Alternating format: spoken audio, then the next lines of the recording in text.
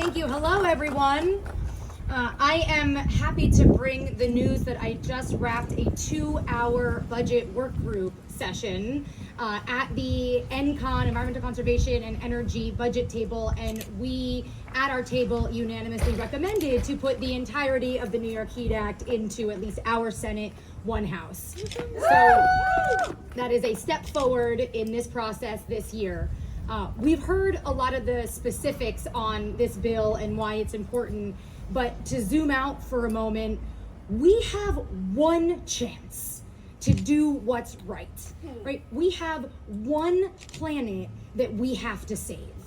We have one opportunity to actually do the things we need to do, to put in the investments we need to put in, to think about broad policy proposals that we need to champion in order for us to do anything else for the future.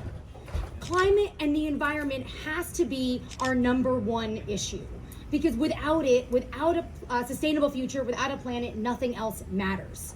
As chair of the Agriculture Committee, we see this firsthand on so many things that we talk about.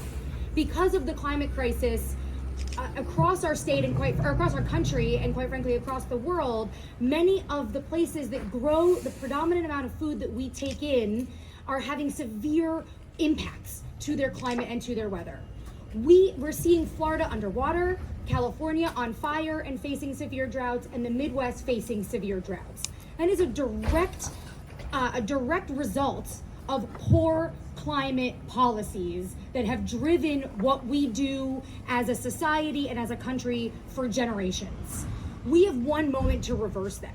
And as we talk about affordability, we're already seeing the impacts of what the not affordable fossil fuel industry gets us. We've heard about our rate increases, but we're also paying for it as it pertains to storms.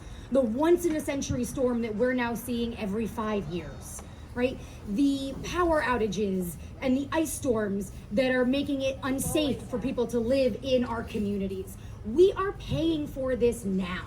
And so if we don't do the right thing, if we don't get the New York Heat Act across the board this year through both of the houses of the legislature and with the governor's signature, we are going to be paying more money on the back end continually to do what we know is right.